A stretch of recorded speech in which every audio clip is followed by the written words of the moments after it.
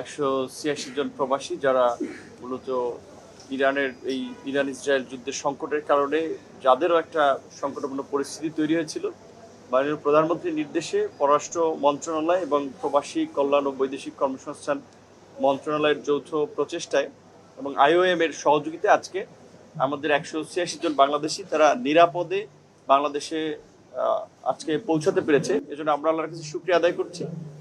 আমাদের এই পুরো প্রক্রিয়া সম্পন্ন করতে প্রায় 4টি দেশের এবং বাংলাদেশ 5টি দূতাবাস কানেক্টেড থেকে সহযোগিতা করেছে, যেটা পুরোটা লিড দিয়েছেন পররাষ্ট্র মন্ত্রণালয়। এখানে পররাষ্ট্র মন্ত্রণালয়ের প্রতিমন্ত্রী শামা ওবায়দ ইসলাম, পররাষ্ট্র মন্ত্রণালয়ের সচিব আছেন, আমাদের প্রবাসী কল্যাণ ও বৈদেশিক কর্মসংস্থান মন্ত্রণালয়ের সিনিয়র সচিব আছেন।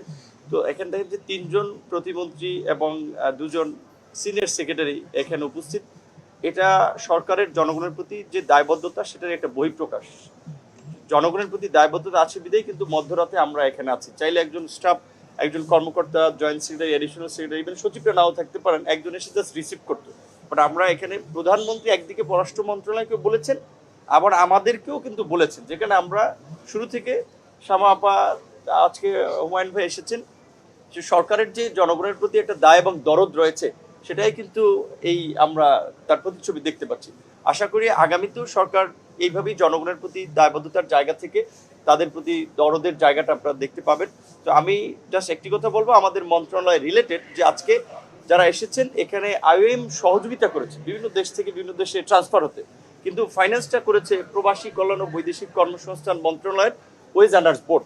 তো এই টাকাটা আমাদের প্রবাসীদেরই দেওয়া, যখন তারা দেশের বাইরে যায় একটা ছোট ফি তারা কল্যাণের জন্য দিয়ে যায়, যেটি কিন্তু আমরা তাদের কল্যাণ পুনর্বাসন বিভিন্ন ক্ষেত্রে ব্যয় করে থাকি। তো আমরা দেখতে পাই যে BMET রেজিস্ট্রেশন করে এই ফিটা, কল্যাণ ফিটা দিয়ে যায় খুব কম সংখ্যক প্রবাসী।